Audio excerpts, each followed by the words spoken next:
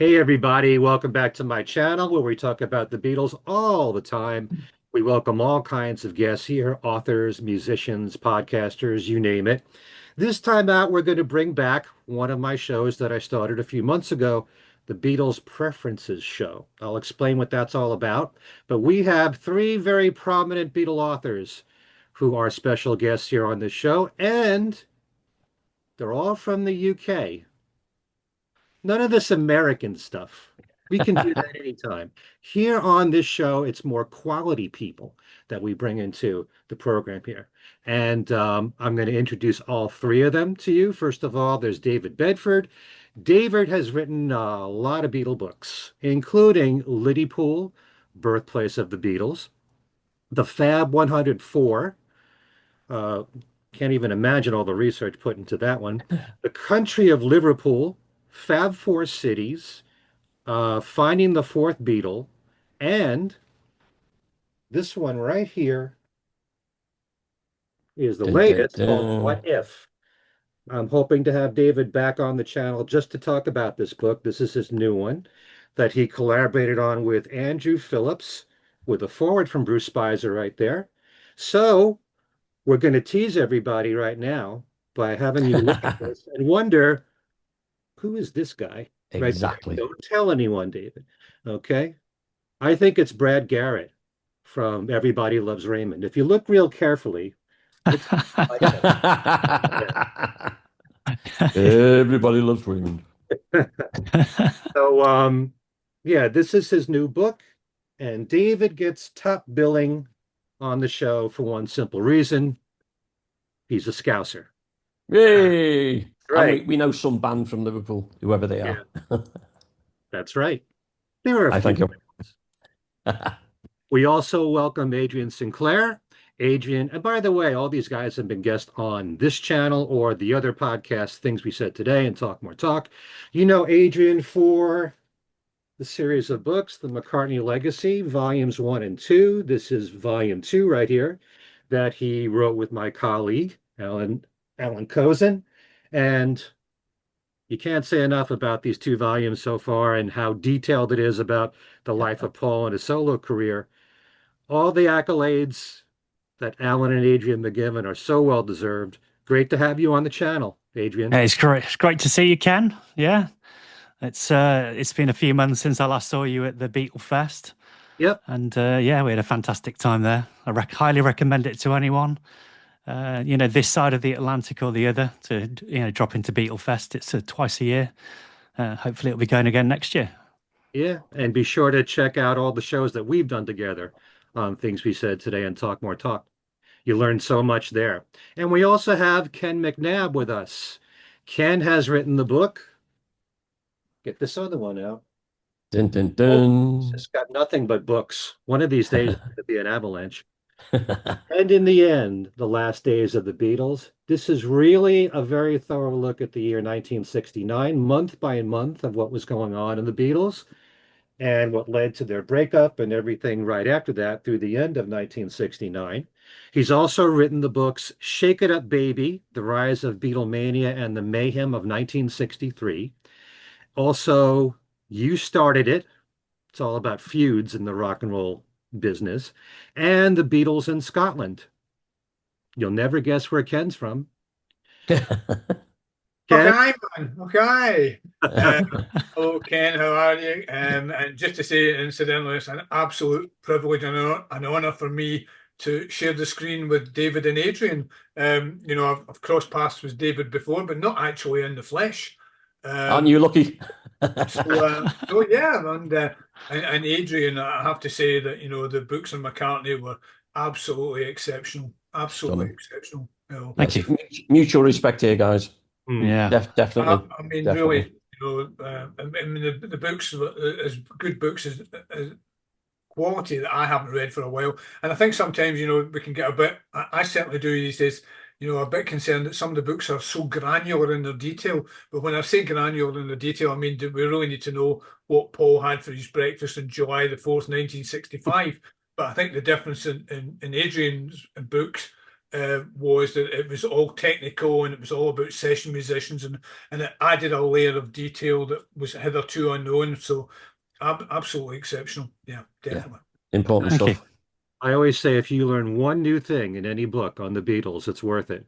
Yeah. And between the three of you, I've learned hundreds of things on the Beatles. So I thank you for that, and great to have this community together. Yeah, thanks for the invite, Ken. Appreciate it.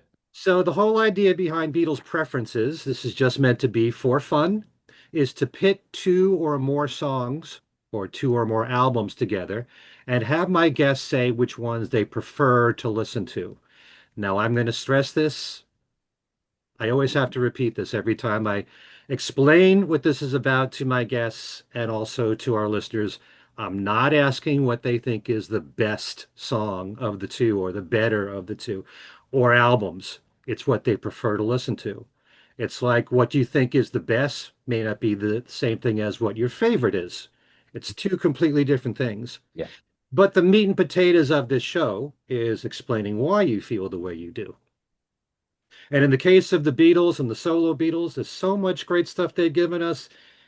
It's not that easy to pick between the two or more that I'm Yep. about to present here.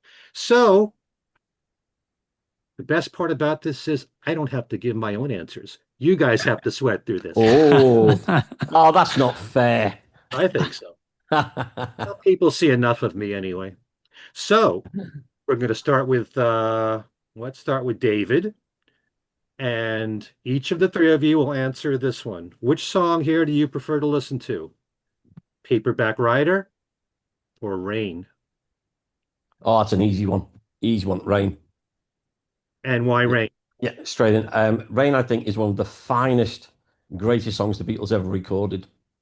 And I think for someone who was only born mid-60s, so didn't grow up listening to the Beatles in the 60s, I grew up with the music of the 70s and 80s, and a lot of the indie music that was coming out in the 80s, then into the 90s, with all that music that was around, and then go and listen to Rain and know exactly where everything came from. And I think there's something unique about the song of Rain. I think within the Beatles catalogue, it stands out. I think it was the way they looked as well. There's something about the style that they had when they were making that record, when they're making that video. It looks contemporary now and could have looked contemporary any time over the last 30 or 40 years. They don't look like they're in the 60s. It's weird, but the song is just absolutely fantastic. And I think it's probably Ringo's best performance, and I'm a huge Ringo fan anyway. Mm-hmm. And I particularly love listening to that song for his drumming. But having just been to see Oasis on their reunion tour a couple of months ago, all I can hear, even though I love the songs they were doing, I hear Rain. It's all the roots of that music that was coming out, particularly of Manchester in the 90s, of that Britpop, that indie music that was coming out. I hear all of that in Rain, and I will love listening to that till the day I die. I've turned it up full volume. It is just a magnificent, magnificent song. So even though I like Paperback Writer, there's something about it. I don't know. My youngest daughter, she worked in a Beatles-themed hotel in Liverpool for a time. And I lent them lots of DVDs with all the Beatles songs on to play. And when she was working there, said all she used to hear was Paperback Writer over and over again. She cannot listen to that song anymore. So we never have that played, just in case. But no, for me, it's still a very, very simple one for me. I'd always go for Rain. It is just fantastic. How important is it to you that any of this music sounds like it could have been done today? Well, I think because it's still contemporary. That's the whole thing, and it's like those who love classical music will still talk about Beethoven and Tchaikovsky and Bach from all those years ago. The music, great music will always be great music. It doesn't matter when it was issued, and that's the great thing about the Beatles music. There's certain bands you can listen to them and say, "Oh, that's that great '60s sound," but you can't pin that on the Beatles because they covered just about every genre you can think of and probably invented a few along the way. Hmm. You can't pigeonhole them into, oh, that's so 60s, because they did so much that is timeless. It doesn't matter which decade it was being released because it still sounds contemporary.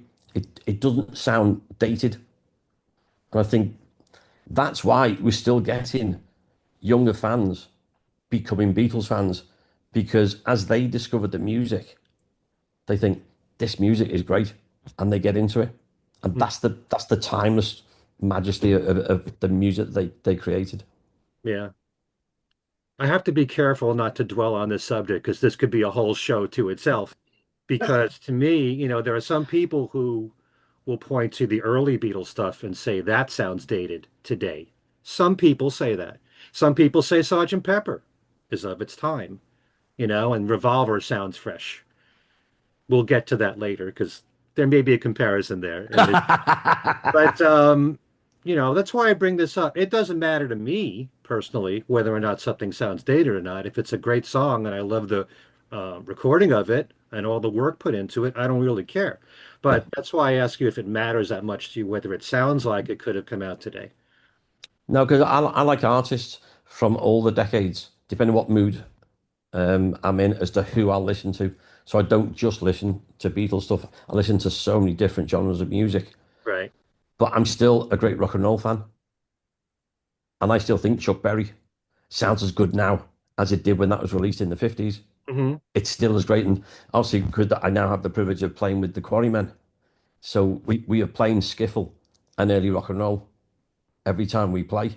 And it's fun music. And I don't care that sort of skiffles obviously is a lot more dated, that 1950s era. But no, we were performing on Saturday. We had this crowd, 150 people there. Everybody was smiling, enjoying themselves, clapping. Because good, fun music will always be good, fun music. And I think everybody tries to pigeonhole artists too often. And when you've got great music, that's it. It's great music and always will be. I agree. And I don't necessarily feel like 50s music is dated to No, me. no, Okay. no, it's great stuff. Yeah. So Paperback. basically, I've said everything that Ken and Adrian could say. Yeah. So they've now got to think of something completely different to me. They Go on, got to come guys. up with I'm something. going to sit back and relax now. Adrian, how do you feel about this? Paperback. Yeah, I'm with Dave on this one. Purely because I think Rain has got one of Macca's most fantastic bass lines from that period as well.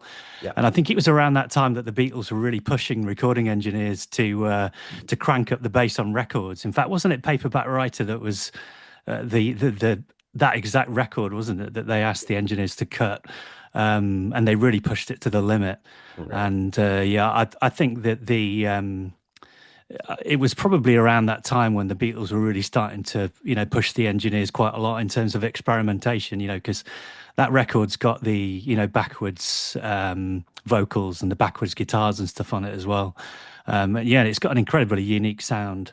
And like Dave said, if you listen to Liam Gallagher's latest record or the record he did before the Oasis got back together, you could trace pretty much every single cut on that record back to this period, to Rubber Soul and Revolver.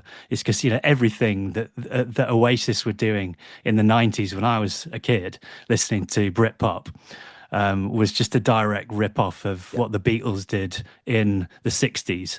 I guess that's why maybe the Beatles music is so timeless, is because it kind of came full circle 30 years later with Britpop, and guitar bands were fashionable again. But maybe it's something to do with the sort of timeless recording techniques that they use at Abbey Road Studios, and those amazing engineers and producers like George Martin. That in the 1980s when synthesizers came out, when you hear a synthesizer, that instantly roots that music in the 1980s.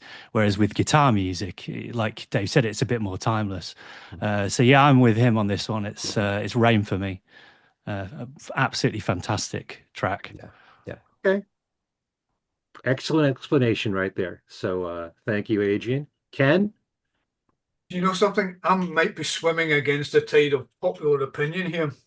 I don't think it's clear cut for me. Um, Instinctively, I might have gone for Rain, but I'm going to go for Paperback Writer, as much for the reason that I've heard it much more and it's much more embedded in my consciousness as a song. Um, and it seems to be that, I mean, by the way, the two songs are magnificent, and David has already referenced Ringo's drumming on Rain, which is really exceptional. I mean, he said it himself. He thinks that was his Mm. greatest performance on record. Although I always think that, Abbey Road, I think you'd be hard pressed to find an album with better drumming on it. Maybe some of Bonham's stuff on all the Led Zeppelin albums, but Abbey Road is really the full package for me. But in terms of these two particular songs, it's almost like the band really is in serious transition here at this point. If you think about it, Strawberry Fields and Penny Lane could almost be a sort of son of Rain and Paperback Writer, if only for the fact that Paperback Writer's this commercial piece, which is very like Penny Lane, whereas Rain and Strawberry Fields Forever takes you into this, distant realm, almost this sort of surreal kind of, Yeah.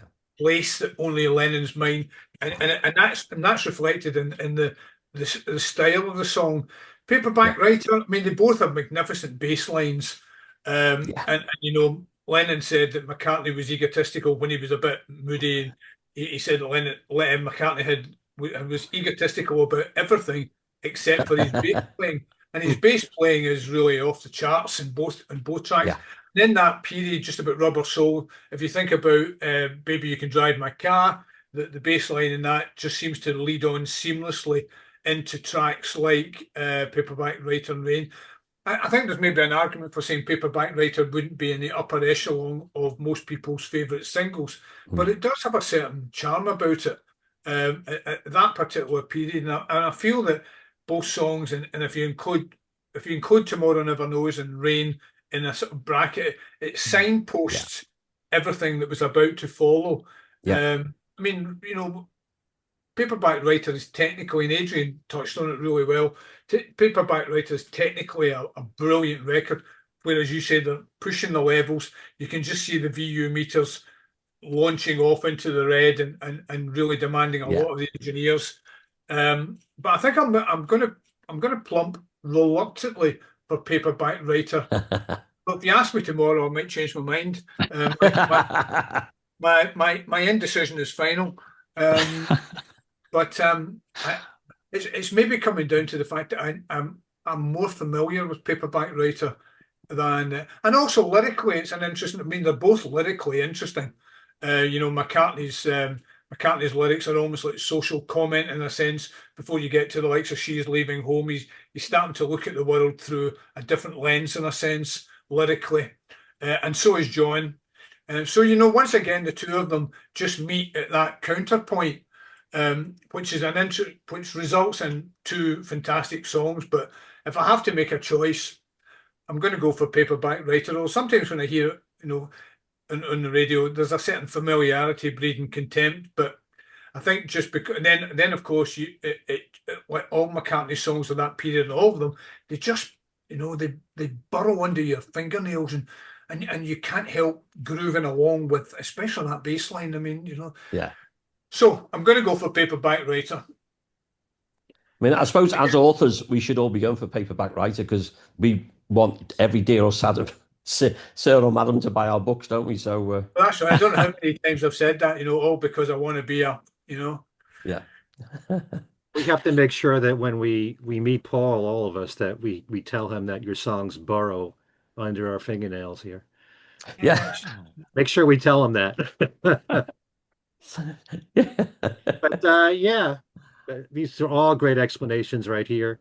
It's so difficult to pick between the Yeah. two. But what I love most, well, one of the many things I love most about the Beatles is the contrast and the songwriting styles.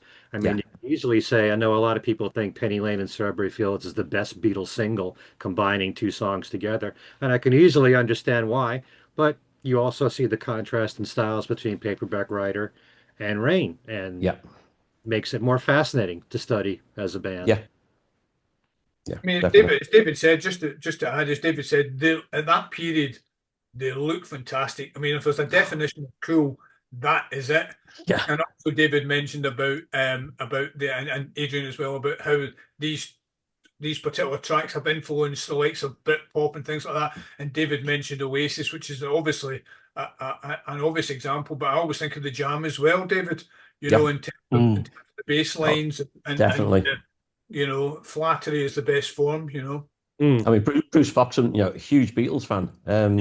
I actually met him a few years ago at the Casbah of all places, and had a chat with him there because he was in a band that called themselves Casbah Club because Bruce was such a huge Beatles fan. Yeah. And he was in a band with Pete Townshend's brother Simon as Yeah. well. Right. So yeah, no, yeah, you could see the influence was huge there. Yeah. I And mean, you only have to listen to Taxman and to Start. Yeah, yeah, oh yeah, absolutely. it's same It's not thing. even plagiarism. It's just I know. I'm nicking that. You saw the footage of Paul watching Oasis in concert, right? That's been online. Yeah, And what he was thinking as he's watching them was like, you nicked this and you nicked that. And but that comes from one of the biggest knickers of all time yeah. with the Beatles. I mean, the amount of things they lifted from other records, and that's what musicians do. Yeah. And if something's great, then don't reinvent Yeah, the wheel. absolutely. Yeah, yeah. Yeah, that's the one thing that fascinated me the most when we were doing research for our book was reading that even in the 1970s, Paul used to get the top 10 singles delivered to the MPL offices every week, and he'd sit and listen to the top 10. And it was back to the old Lennon McCartney thing, what can we pinch from Yep, what record, and whether it was Bohemian Rhapsody or the Sex Pistols or whatever it was at the time, there was you can something. see those little influences all scattered throughout the 60s and 70s and Yeah, probably onwards actually. yeah, Yeah. Yeah, I mean, musicians are natural magpies, really. Oh You know, yeah. yeah. everything feeds. I mean, you know, everything feeds into something else. True. What was the Yeah. song? Can you remember, Adrian? We talked about this in your book. Big Barn Bed was kind of lifted from another song that was a big hit in England. Yeah, that I can't remember the title of the track. I'd have to look at my notes, Ken. Okay. Yeah, but it's the I think the riff and the opening lyric were lifted straight from another song from the 70s. That was a piece of research from Alan. That was he Yeah. he, Yeah, he found that out. Yeah. All the more reason to pick up the McCartney Legacy Volume 6. exactly. Everything leads into a plug here. Nothing Yeah, wrong. we're trying not to do that, but Yeah. if you force us to, All right. Let's go back to the year 1979. Two albums released that year. Back to the Egg, George Harrison. Which of those two albums would you prefer to listen to? Adrian, we'll start with you. Oof, well, I suppose it would be remiss of me, Ken, not to say back to the egg. you've Having got to. spent such a large portion of the last 10 years, micro-analyzing Yeah, every frame of that record, and even speaking to two of the guys that played on it. Yeah, well, I think one of the biggest honors I've ever had actually was being at Beatle Fest. Was it about 18 months ago, and being on stage with Steve Holly and Lawrence Jeber, talking about recording that record. And they told us some fantastic stories.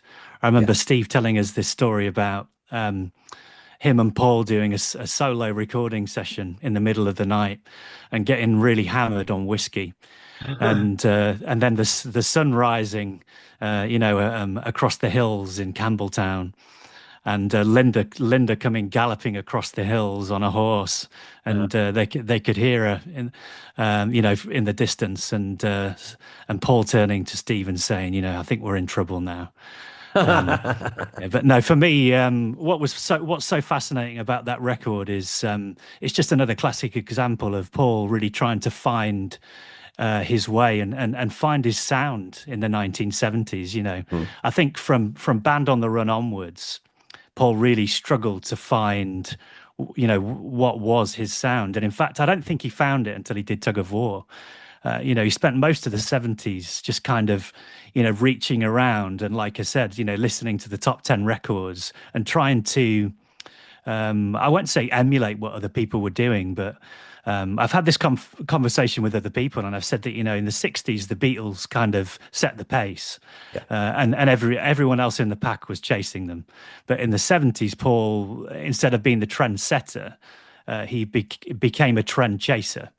So Back to the Egg was Paul, looking at the sounds that were around in Britain and America at the time, whether it be new wave or punk, or the other kind of raw sounds that were coming out of America too, and trying to do something different. And I think there's a real originality to that record, and I think it gives it a very kind of British sound as well, I think, because he was being influenced by a lot of the sounds that were coming out of Britain at the time.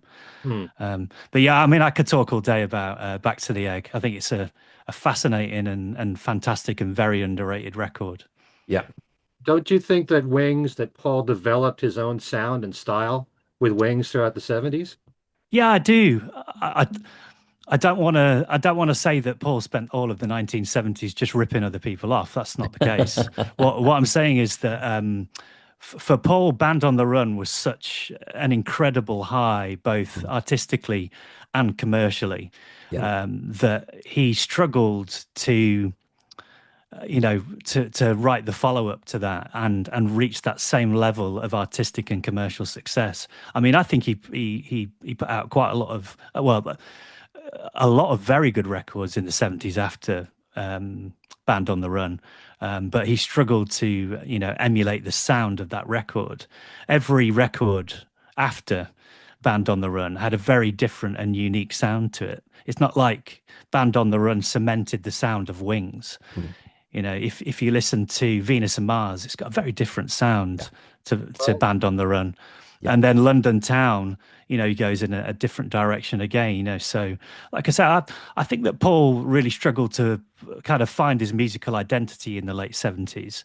And that's why we end up with lots of very, very interesting records, coming from Wings in the late 70s after Band on the Run. So how do you differentiate between Paul? Maybe he wanted every album to sound different. Yeah, I guess. Make Yeah. it interesting instead of that's not necessarily struggling to find your own sound. Yeah, I guess there is an element of that with Paul. The styles that he can write and record and sing and play are so vast that it's very unlike a lot of other musicians.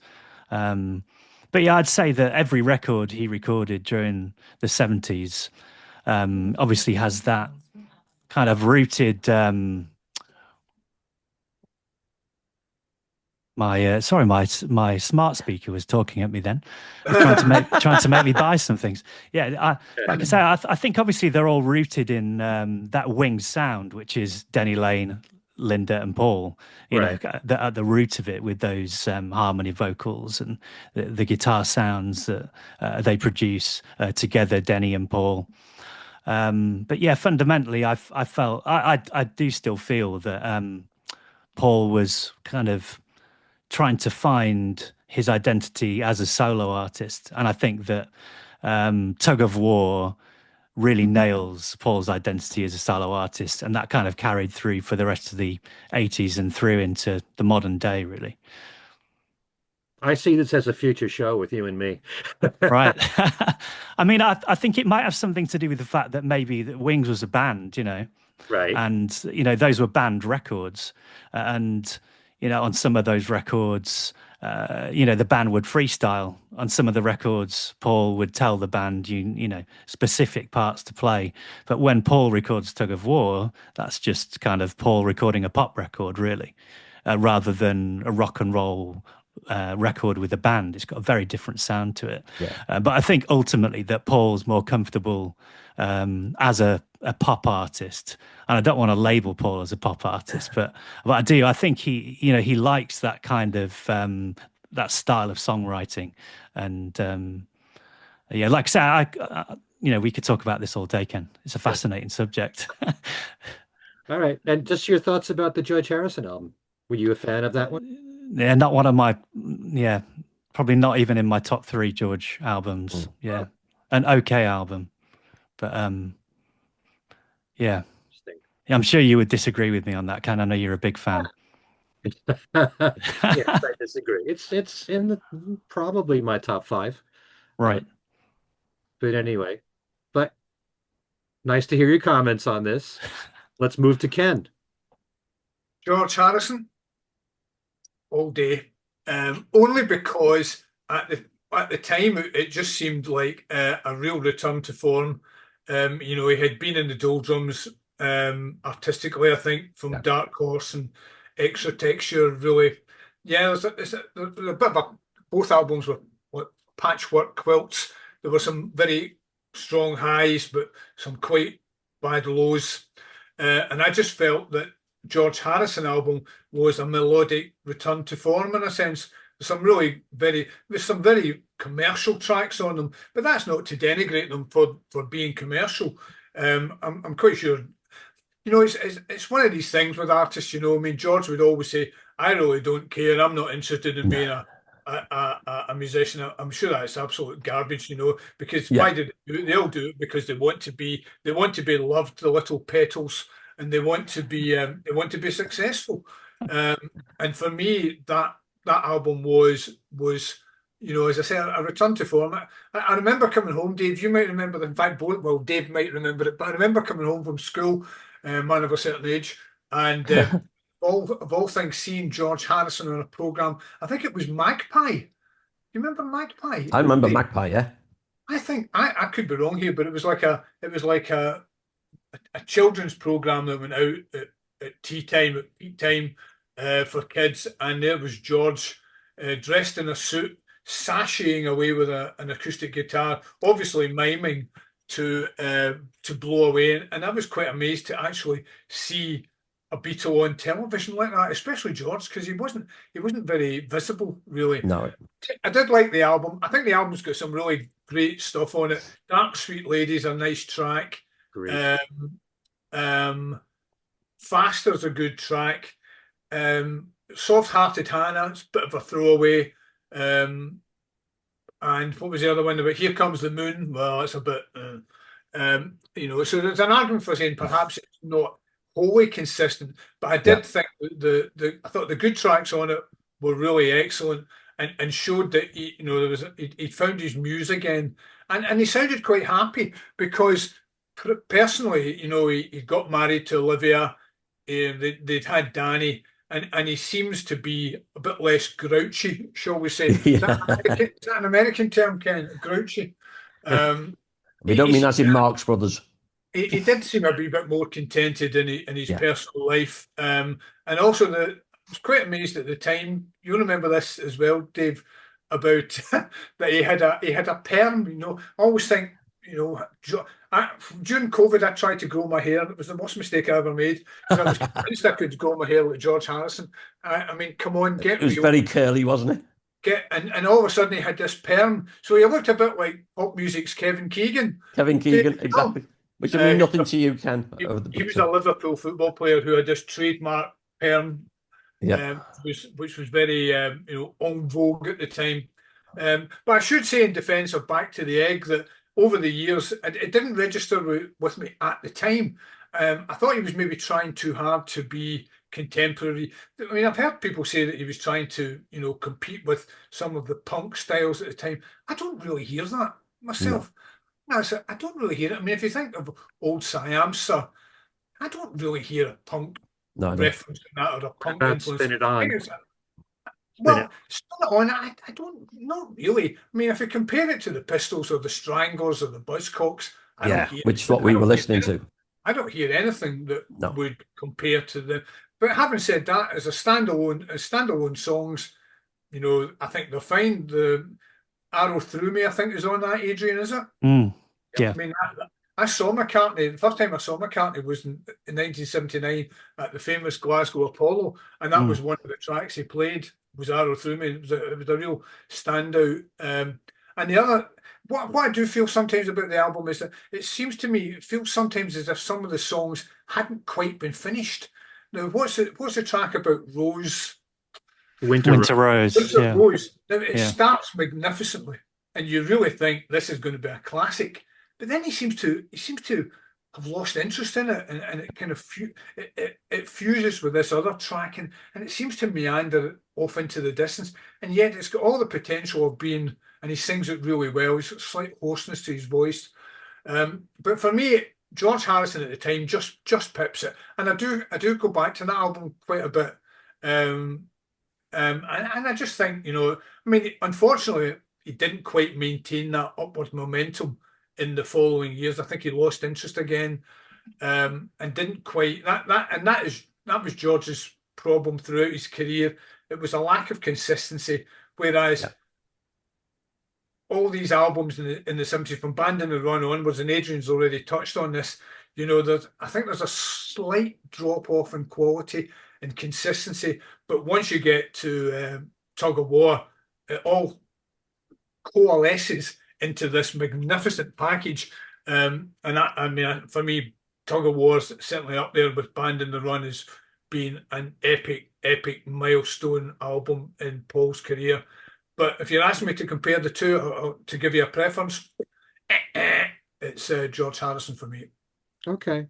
It's interesting. I was just going to say, Ken, it's interesting what Ken was saying there about Arrow Through Me. And wasn't that released as a single in the States, Arrow Through Me? But it wasn't released as a single in the UK. No. And instead, Paul decided to put out, things like Spin It On as a single, and they just had no real commercial pull. But if he'd have listened to his inner pop star, he would have put Arrow Through Me out as a single, and it probably would have done really well. Well, Getting Closer, which was the first single here, I thought had potential. I thought it was a great choice for a single. I would have picked that one, and I would have followed it with Arrow Through Me, which is what happened. Yeah, I think Arrow Through Me probably had a broader commercial appeal. It would have appealed to kind of every radio station across America rather than just the kind of rock and roll stations. It's got, very different sound to it. There are some people, especially in America, that were craving for the rocker and Paul, the Band on the Run, Junior's Farm, Jet, Helen Wheels, those songs, and Getting Closer was closer to that. So, there's a lot of pop songs that Paul had, Silly Love Songs and Let 'Em In and all that were hits, but sometimes people will say, like I say with Girl School, yeah, Girl School. I love Girl School a lot. I remember Girl School. Uh-oh. And what Ken was just saying as well about George's kind of shift in attitude when that record came out. It was interesting when I was reading through all of the kind of the British press for the 1970s.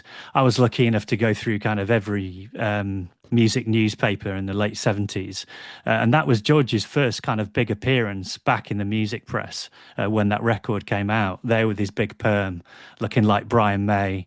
Yeah. And channeling his inner Queen, and yeah, there was just a very different tone to the way that George was talking to the music press. He was very content, and very throwaway with a lot of what he was saying. He didn't really care that if the record was a success, but of course he cared. Like Ken said, all musicians care. All musicians care. They do. But yeah, it was interesting though, because he'd come through that period before then when he was being it was just a long list of lawsuits, wasn't it, throughout the 70s for George, and then eventually he finds Olivia and finds happiness, and yeah, that record was his, like you say, return to form. But unfortunately for me, it's just not quite as good as Back to the Egg. I also mentioned about how that McCartney's album was, at that time of punk music, and certainly in this country. But I mean, George Harrison's album was even further removed than Paul's attempt to be contemporary, and then maybe that's just an indication of George saying, "Well, take me as I am." But I mean, I just wonder whether it might have been difficult for them both to find an audience then. Certainly to find a new audience, because the kids had come through glam rock, Dave, the Slades and the Sweets and of this world, and then you've got punk rock. So it's quite a difficult period for ex-Beatles to just find their audience and find their feet. And the shifting sands of of the music world, really. I think made it quite difficult for them. And and they want to be successful, they want to be loved, but time doesn't temper's future and all that. Yeah. Yeah, I remember Mark Lewison asking me. He said, when was the great drop-off point for the Beatles as kind of former Beatles in the music press? And it was around 78, 79. Before then, it used to be every single issue of NME you'd go through, you'd find a mention of John and Paul and George and what they were up to. But by 78, 79, the music press had kind of lost interest in them. Yeah. They weren't fashionable anymore. So that's maybe why they were reaching out to, certainly Paul was reaching out to contemporary styles to try to get back in with, that younger audience, trying to find that,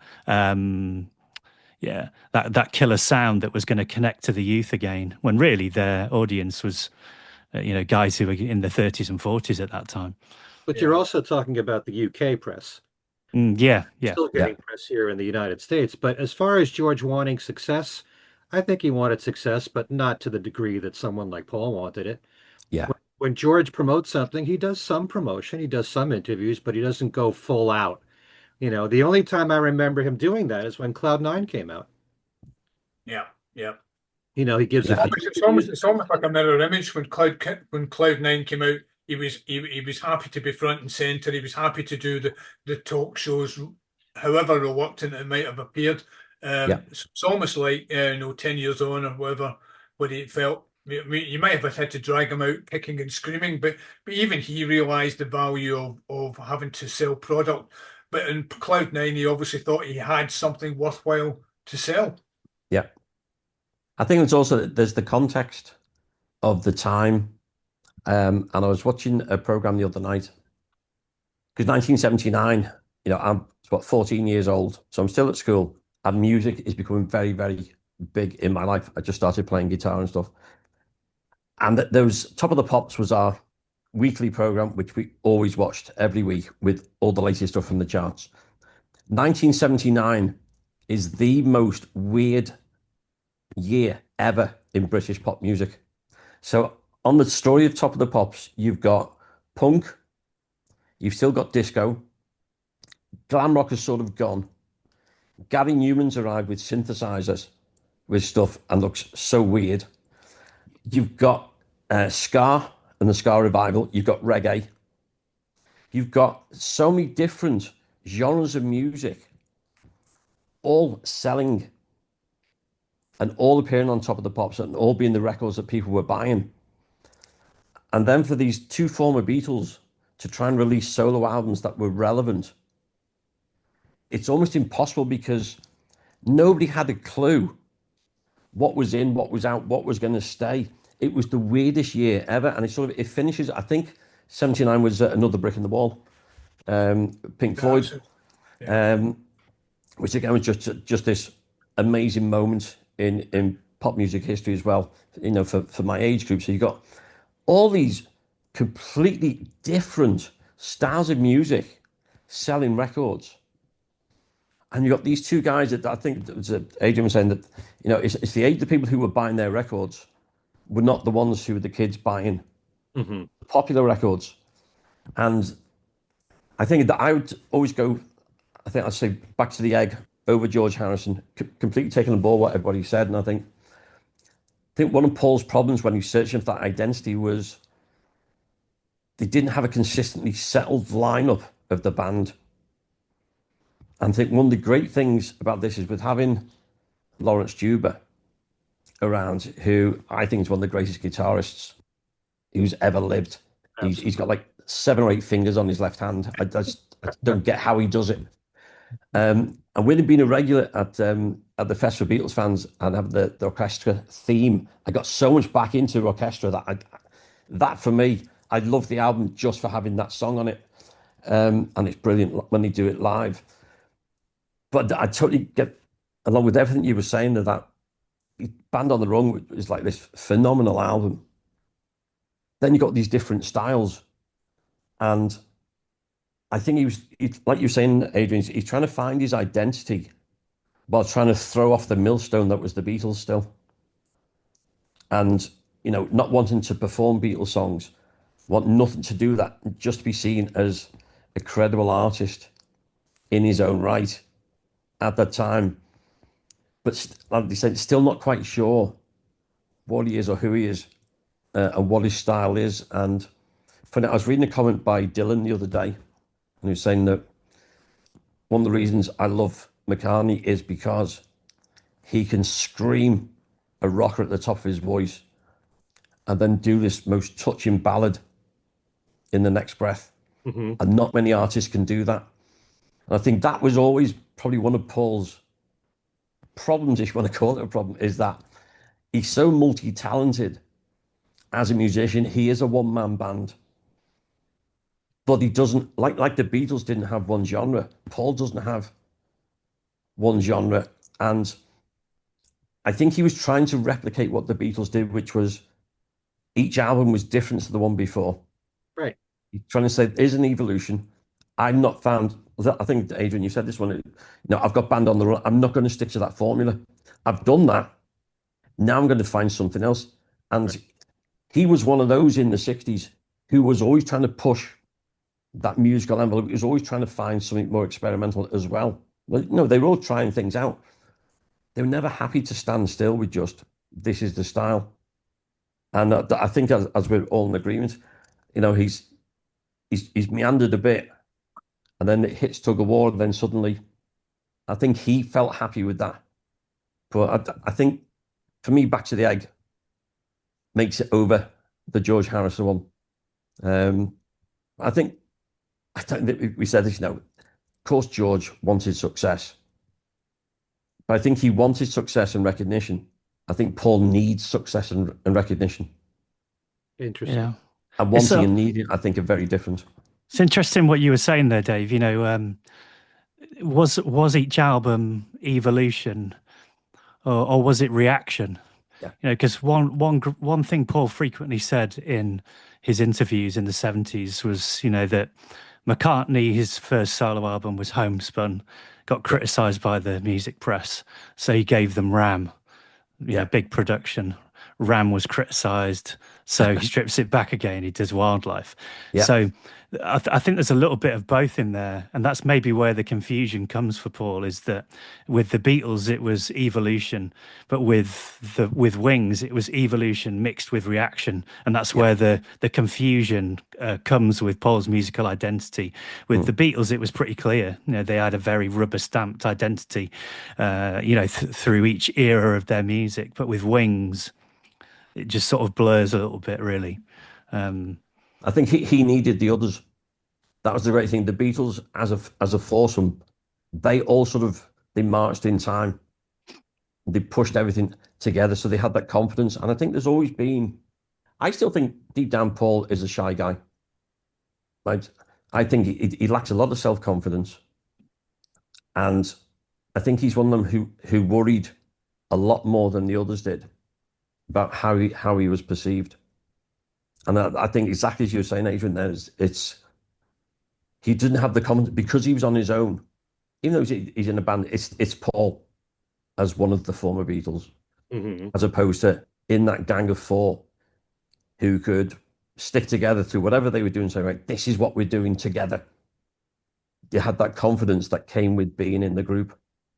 And whoever Paul was with, he's vulnerable. And he didn't have that self-confidence that being with the other three Beatles gave him to, all right, some people may not like this, but we're the Beatles, we're sticking with this, this is what we're doing. And I think that's where that lack of confidence and seeing the reactions and what people were saying, he's trying to think, oh, I thought that's what they like, so I'm going to try this. So as you said, he's trying to evolve because that's just his way. He's always trying something new. But he knows it's not going to be as easy now. And he's got to try and please the record buying public. And I think he probably struggled with that until he thought, nah, stuff you lot. This is what I'm going to do. You're on a tug of war. I'm at the other end. I'm strong enough. Come with me or get lost. Which I think was always sort of George's attitude, which was, this is my sound for now. That's what I'm going with. Take it or leave it. I don't think he could be as bothered as I think Paul was. I love I mean, all the. I think it took him a while even then to find his feet. You know, I mean, Yeah. Tug of War should have been a great launch pad for some other quality offerings, but he didn't quite follow up because Pipes of Pieces is, by any definition, is poor. Press to Play is poor, with one or two exceptions. So he wasn't able to, and I think you're spot on, by the way. He wants to be loved. He wants to be a crowd pleaser. I think there's an inherent lack of confidence there Mm.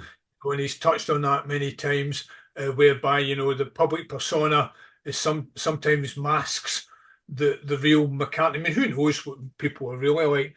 I was just Yeah. going to say, as a slight tangent to the George Harrison album, is one of the things I do remember at the time was, for a Scotsman, was the video for Faster included Jackie Stewart. It was the Oh, yeah. former F1 world champion.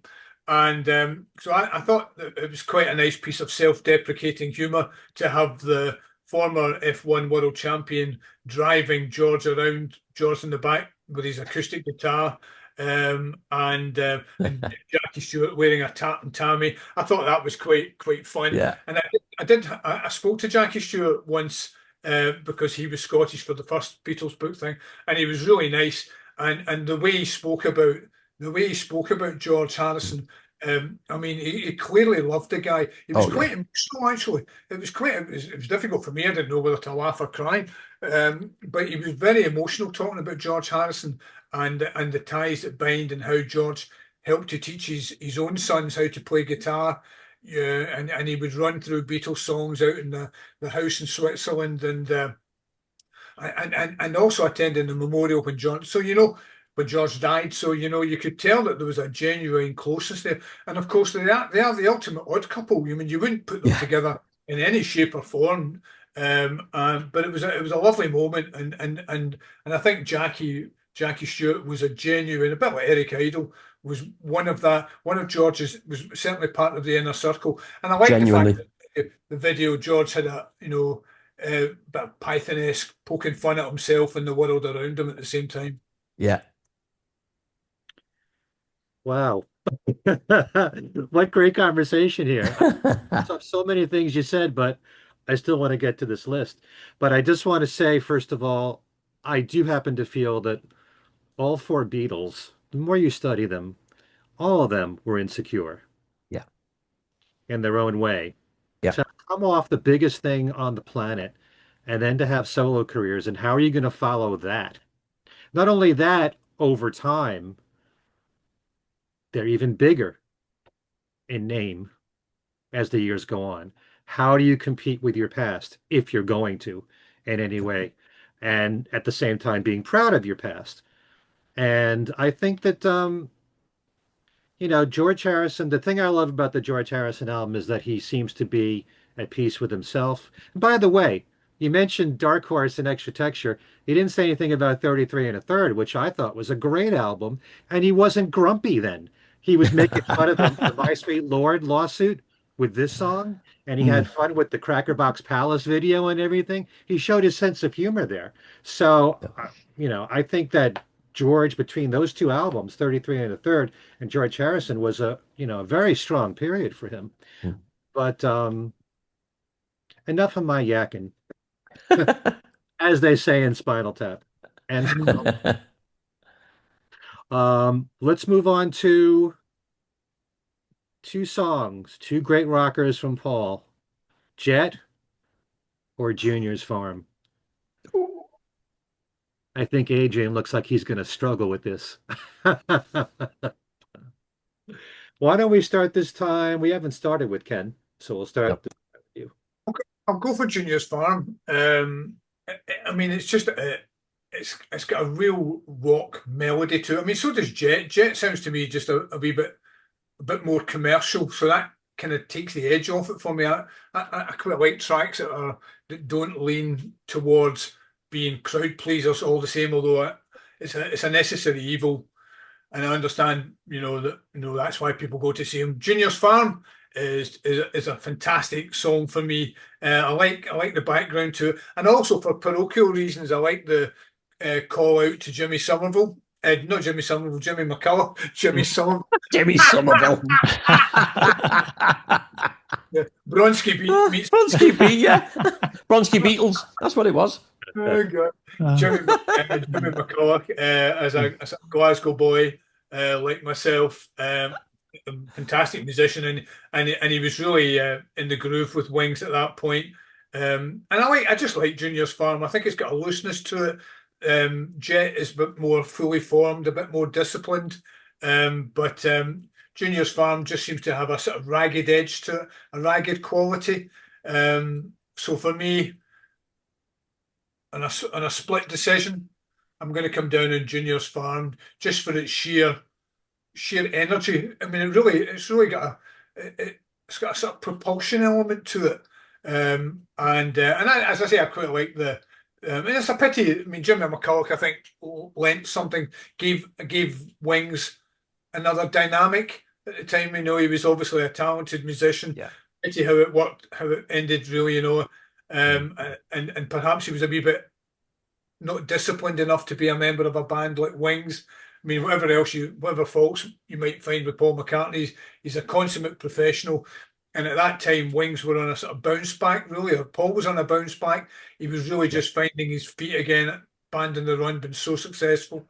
But for me, I'm going to go for Junior's Farm. Not much to choose between them. Jet maybe has a more interesting lyric. You know, there's nothing intellectual about Junior's Farm, I don't think. But yeah, I'm gonna plump for Junior's Farm just for its sheer kinetic energy. Well put. David. So obviously I had to disagree with Ken on everything because we've had different views on everything. So I just had to automatically take the English view over the Scottish view. So no, it is. This one's another really close call. But from a nostalgia point of view, I come down with Jet because I think of all McCartney albums, I always go back to Band on the Run. And I go back to a time when a friend of mine, and he was always buying the latest high-tech equipment, which at this particular moment was CDs were coming out all those years ago. And he said, I've got this old 8-track machine. Would you like it? No, I'd never seen one of these things before. So he gave me this 8-track machine, and it had I think we had Band on the Run, Venus and Mars, and Ringo as the albums on 8-track. So they're the only 3 that I had. Mm-hmm. So wired the system, and I would play that at home, and I loved that thing till it caught fire and decided to kill itself. So that song takes me back to that moment when I'm in my early teens back home and listening to that album in my room there, and I'm thinking, yeah. So the fact that Paul does it live so often, I love, and I just think I think as you described it in the intro, Ken, you know, as a great rocker, I just think it's one of those superb ones. It's got not quite the simplicity of I saw her standing there, but it's got that roots rock and roll type of. It's got that feel. You're in there with the 4/4 beat. You're in there with the thumping bass, and I love it because it's a great live song. And so I think in the end, I've come down on the side of Jet just because it's a song I've loved for so many decades. It's got a lot of personal attachment for me. So, Well, Junior's Farm came out only 1 year after Jet, so it's not like you had so much more time to no, love Jet than Junior's Farm. But but I didn't discover Junior's Farm until years later. oh, okay. You see, that's it. I'd lived with the fact of listening to Band on the Run and Venus and Mars, etc. And I hadn't bought other McCartney albums. So I was mainly listening to Band on the Run. It was the main McCartney album I was listening to. So Junior's Farm came later for me. You don't think Junior's Farm has a roots of rock and roll feel to it? Oh, it does. No, it does. Absolutely. You know, and I think Ken explained it really well. You know, they're both really good rockers. And I totally get what you mean by Jimmy McCulloch. So yeah, I think that there's still great rock and roll songs. But I think just like you were saying in the intro, it's got that personal connection. Yeah, for me, it's because I've got that personal connection. Okay. That's when I'd always go for. Did any of the songs on the 8-track cut off in the middle of the songs? No, I never had a problem with that until it caught fire and disintegrated. Did it really?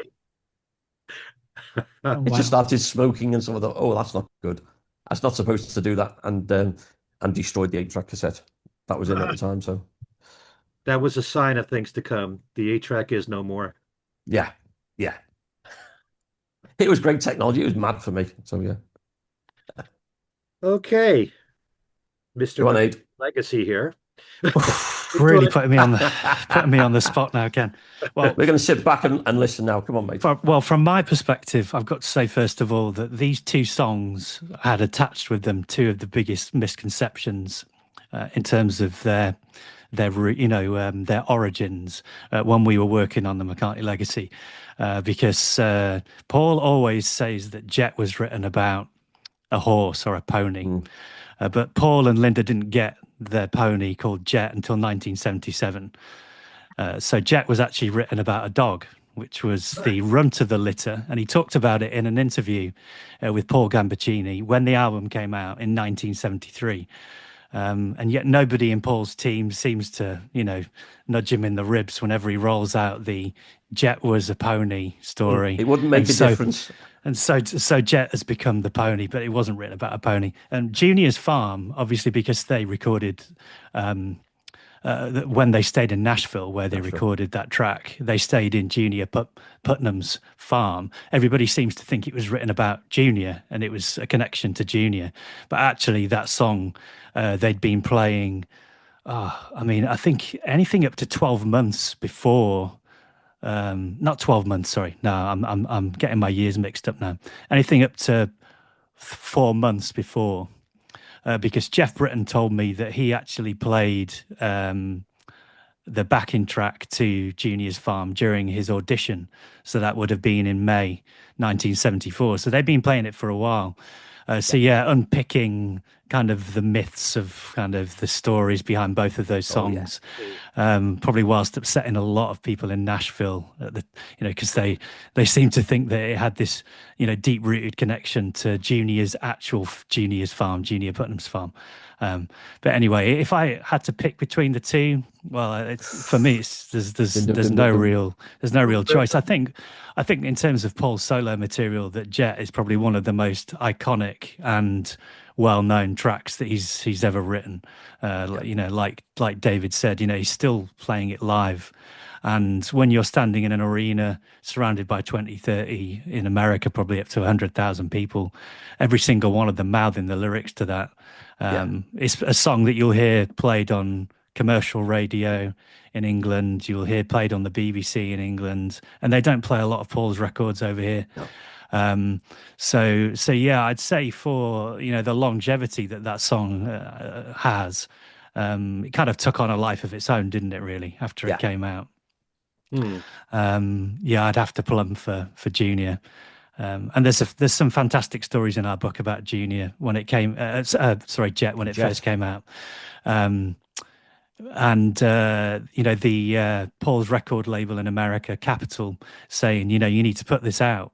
I think it was his plugger in America, Al Corey. He said, you need to put this out as a single. It's going to sell millions, And he said a lot of the radio stations in America had done an edit of the single. And, it was getting a lot of airplay. So Paul said, yeah, sure, yeah, go ahead. And anyway, the first time Paul hears the edit of Jet is when he's driving through Los Angeles on one of his trips with Linda and the kids over there, and he hears it on the radio, and he's so incensed by the edit that he pulls the car over and calls up Al Corey. And it's incredible to think that Paul never signed off on the edit on a single that was being played all That's across crazy. From coast to coast in America. But anyway, it ended up being a phenomenal single for Paul, and sent Band on the Run to #1 in the States. So yeah, for that reason, like I say, it's just such an iconic track. I think that you'd be hard pushed to choose, Junior over Jet. Sorry, Ken. That's okay, guys. I'm not taking this personally. No, no, that's the two. Incidentally, Ken, that's the two English guys have voted against me on every occasion. Watch these eyes. That's just a coincidence, Ken. You're in the book. Side, Ken. Bedford, you're in the book. You want devolution of your Beatles songs now, do you? The yellow card. The yellow card. Did Paul sign off on the other edits? Because Venus and Mars Rock Show was an abomination. I don't think he signed off on any of those edits that were done in the States. He can't have done. Capitol did something different. That's not like Capitol to do stuff like that, is it? Yeah, I mean, Capitol were kind of they were the ones leading the way with those edits. But yeah, I didn't actually believe that story, and I had to track down a original copy, from the radio stations that they played of the Jet edit, just to hear it for myself. And yeah, it's an absolute abomination. I remember doing a needle drop of that record and sending it to Alan and say, you've just got to listen to this thing. This is what was played all over the States. And Paul's cruising down Hollywood Boulevard in his open top rental, and he hears that thing blasting out on the radio. You can just imagine. But there's an edit of Junior's Farm. And when Paul does it live, he does the edited version. That's right. Yeah. That makes no sense. I suppose he's playing what people expect to hear. Anyway, do we have time for one more? Yeah, sure. Okay. Yeah, we're good. Try to keep this brief, which may be impossible. Revolver versus Sergeant Pepper. I sense a 3-hour show coming here, but we're going to have only 3. Well, why don't we start with you then, David? Whoa! Just which one you prefer, not which is better. Right now, if I was to ask you, which of those 2 albums would you rather listen to? What Revolver. Okay. I listen to Revolver, and it never used to be that way, but I think I was swayed by the fact that Sgt. Pepper was always like, oh, it's the world's greatest album. And then when I really started listening to Revolver as an album, I think this made a bigger statement than Sgt. Pepper did. I think Sgt. Pepper gets a lot of credit for which is still, I mean, I'm not saying it's a bad album, it's a fantastic album, so it's not an easy choice, this one. But I think it picks up something that Ken was saying before about Paul having an unfinished thought on something. I think Sgt. Pepper, with the whole idea of it being a concept album, of what it was meant to be, they were saying, right, the mop tops are gone. Forget them. We're not them anymore. We've got these new 4 personas. And you get introduced to Billy Shears. And then it's just a collection of songs. And then it finishes Sgt. Pepper again. I don't think, because apparently originally this was going to be an album of songs about Liverpool. That was their plan, that they were going to be developing this album about Liverpool songs. So they had a theme, they had something they were working on. And then, of course, Penny Lane, Strawberry Fields Forever gets released as the double A side, and so doesn't appear on the album. And I just think it never finished what it then set out to do, which was to be this concept album of these 4 personas, because you only really end up with one, with Billy Shears, and then you get, it's still a brilliant album. And I think I agree with George Martin's biggest regret not having Strawberry Fields Forever and Penny Lane on that album. Was things he regretted the most. I just think the statement that Revolver made, I think it was very, very brave. I was interested. Andrew Phillips, who wrote the Beatles What If book with me, he saw the Beatles in '63 when he was only about 10 years old. And he went out and he bought Revolver and didn't like it. So he put it away. And the Monkees were just becoming big. And he got really into the Monkees. And it was a long time before he went back and listened to Revolver again. And then he got into it. And I think that probably had that effect on a lot of people on first hearing it. Mm. You know, what is it they're doing? Where are they going with this? You know, we've had Rubber Soul. Okay, we can see so that there's a direction that we're going here. But what is this album? And I love it for the fact it's bold and it's brash. But I just think I get more the concept of what they were trying to say, what they were trying to put forward as an album. I think that comes through better on Revolver than on Sergeant Pepper. And I think Sergeant Pepper probably sounds more dated than Revolver does. You know, we were talking about it at the very beginning. Yeah. I think it sounds very, very 67. I think Revolver could be any time. I think that stuff, it's so contemporary. I think there's so many great songs on there. And it was a statement of, you know, we talked before about, you know, being a bit insecure and all that kind of stuff. That point, they did not care.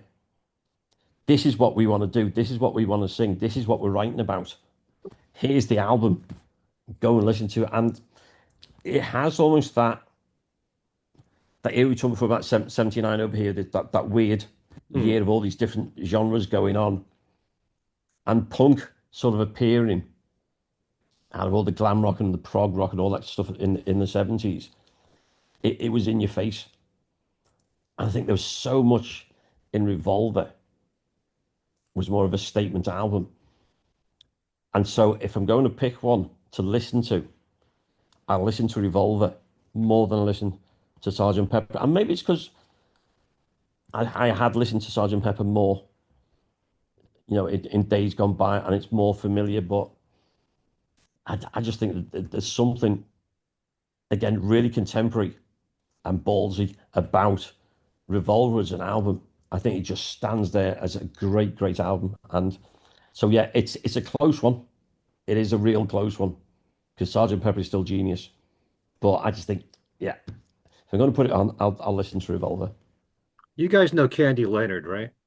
Yeah, The author. Well, she put out a book. What was the name of the book, David? Beatleness. Beatleness, that's right.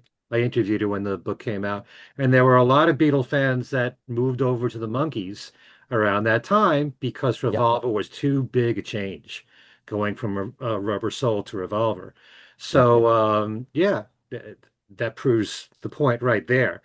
I mean, to me, the biggest leap the Beatles ever took from album to album is Rubber Soul to Revolver. yeah. And you're getting all these different sounds. You're getting all the Indian music from George, although you had Norwegian Wood on Rubber Soul. Mm. You know, nothing like Tomorrow Never Knows had ever come No, out. I mean, Eleanor that's, Rigby, you know, yeah, you could say they went from Yesterday to Eleanor Rigby in the classical regard, but it's certainly an evolution, but the biggest. yeah. Yeah. It's revolution. Yeah. Is there a fatigue factor with Sergeant Pepper for you?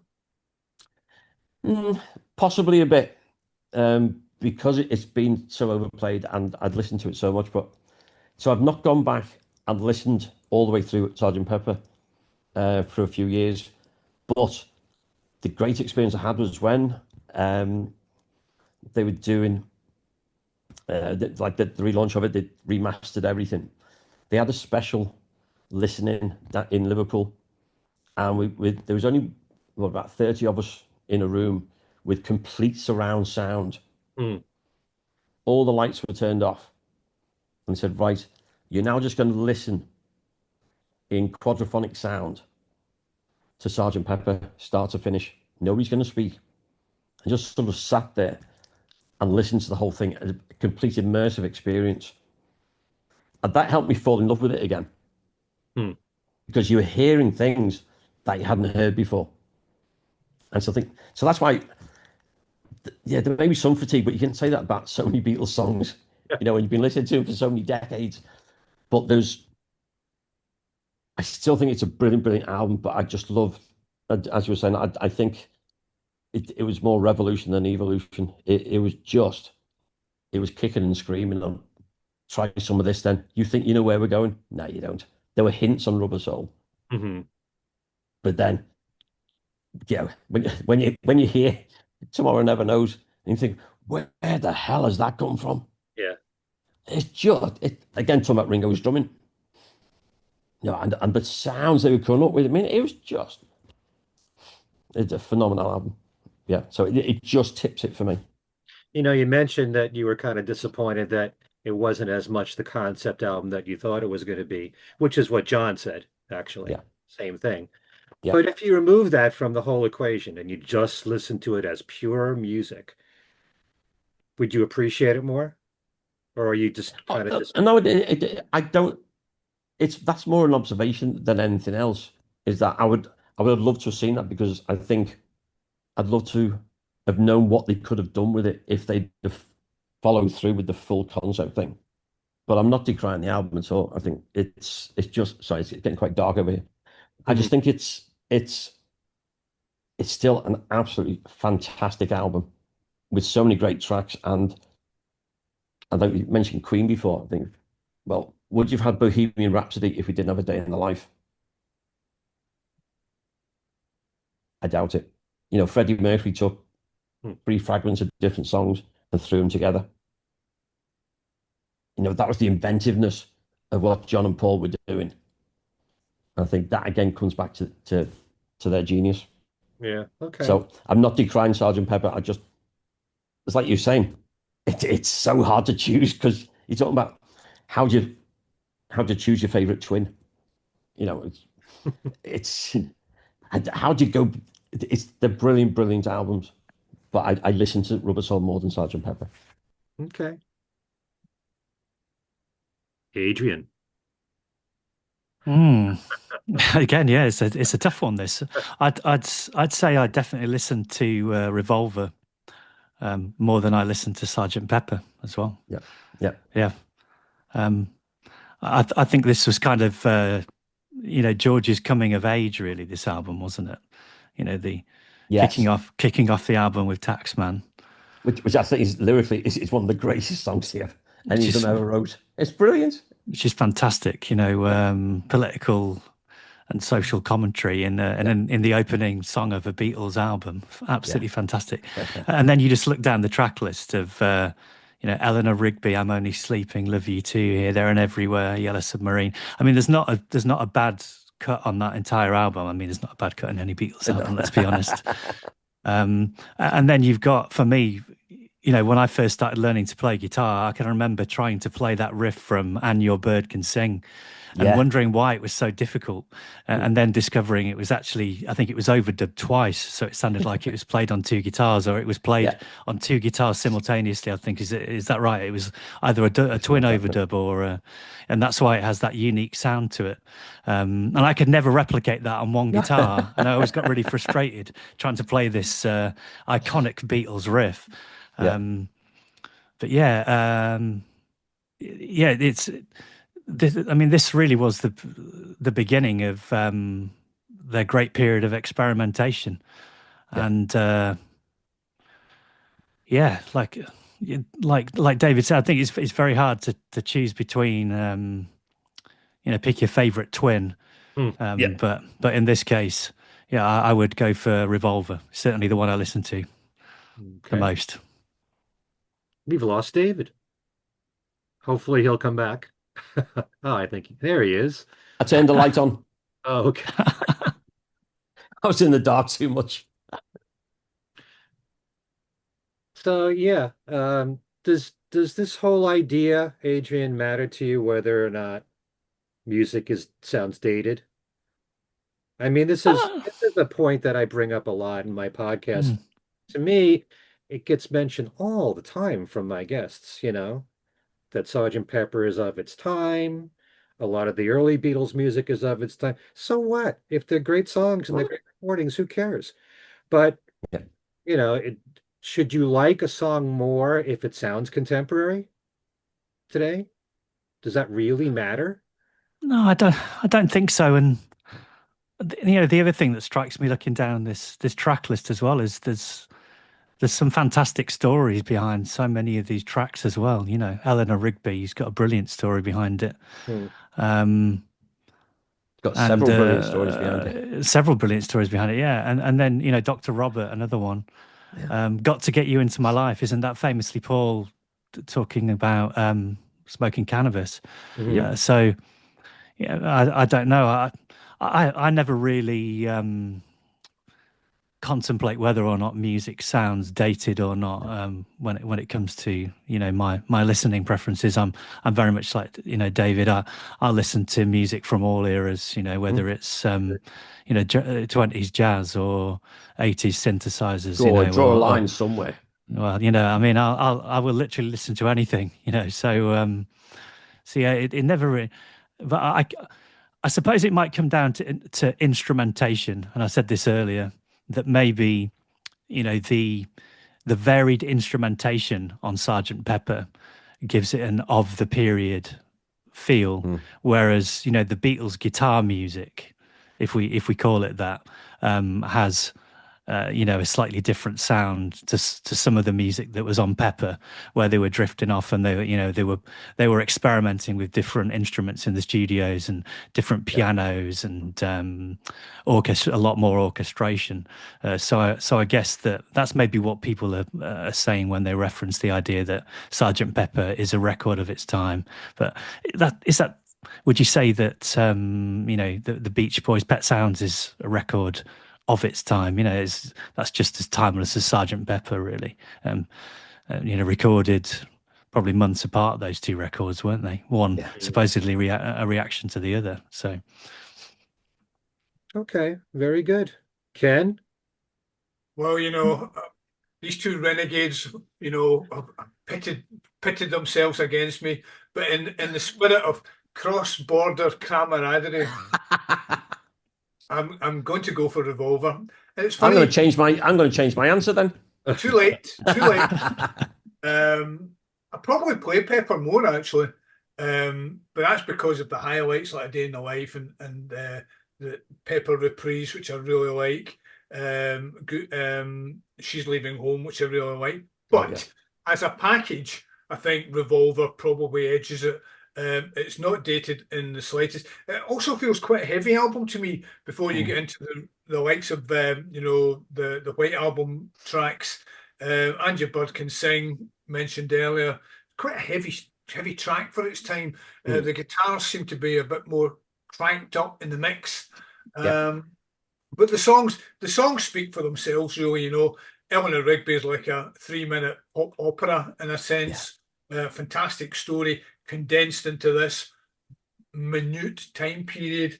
And they are fantastic songs, and you know, as Adrian said, it was George's chance to shine. I think it'll be the only album that George opens the album with, which in itself, you know, is a compliment in itself for him. I suppose it should have given him a bit of confidence at the time. And you have to laugh at the lyrics of Taxman, Brilliant. you know, of what they are.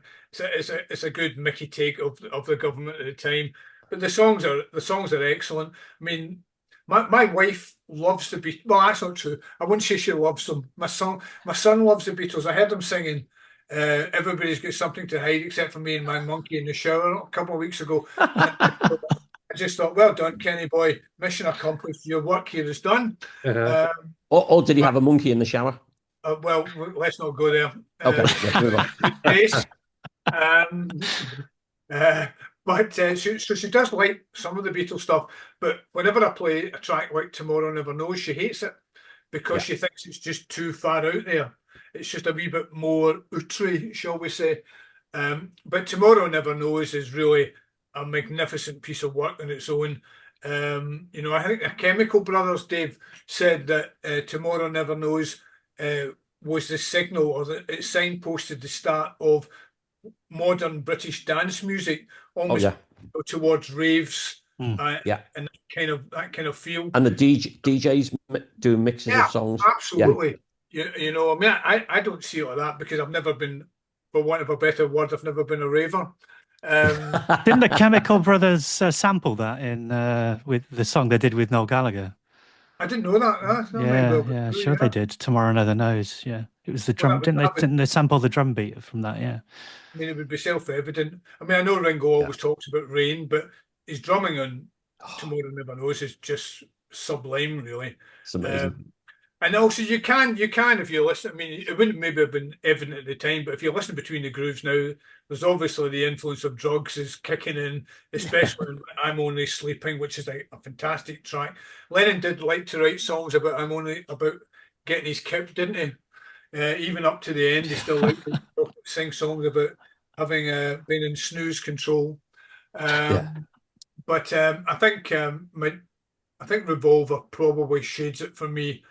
I mean, it has stood the test of time, and also the songs can stand on their own merits. Really, I mean, I still like A Day in the Life. I think Sergeant Pepper had they put, as Dave mentioned, had Strawberry Fields Forever and Penny Lane gone on Sergeant Pepper, and they had maybe lost for argument's sake, maybe Fixing a Hole in Good Morning, maybe, then I think it would have been off the grid as probably the greatest album of all time. Um, for me anyway. And as you said, George Martin always regretted that decision for the rest of his life. Yeah. But I know your time's a bit brief, Kenneth, so I will go for Revolver, and that should repair any of the cross-border wounds from earlier on. Like you send us some on North Sea oil now. It's fine. We're all good. Drill, baby, drill. I don't think so. Did you mention the name of that song, the Noel Gallagher song? Do you know? Is it called Setting Sun? I might be misremembering, Ken, Yes, but I think it yeah, is. I think it is. Yeah, they did a collaboration, the Chemical Brothers and Noel Gallagher, and Okay. I'm pretty sure they used the drum beat from Tomorrow Never Knows. It was Which, it as was I a say, is really fabulous. really fantastic song as well. Yeah. Okay. Don't know if either of you ever seen the version that Sean Lennon does with the Sean's band. Claypool with Les Claypool, and he does a version of Tomorrow Never Knows. Oh, I've not seen that. It's really excellent. Okay. And so there's Les Claypool on guitar, there's Sean Lennon, and then standing very much in the wings, almost in the background, almost in the shadows, is Geddy Lee from Rush. It's really excellent. It's well worth checking out. Oh, wow. I'll have to see that, but I did see them in concert, Les Claypool and Sean Lennon, when they did that. Not with Geddy Lee, though. Yeah. Yeah, I mean, it just shows you. It couldn't have been done at the time, but it just shows you what it might have sounded like live, a track like that. And if you could do Tomorrow Never Knows, then could you have done A Day in the Life live with an orchestra? Not at that time, obviously, no, but today, yeah, sure. But yeah, it's a great performance from Sean. And as I say, I'm a huge Rush fan, so Yeah. old hippie fart that I am. And old rockers never die. But it's well worth checking out. It's really excellent.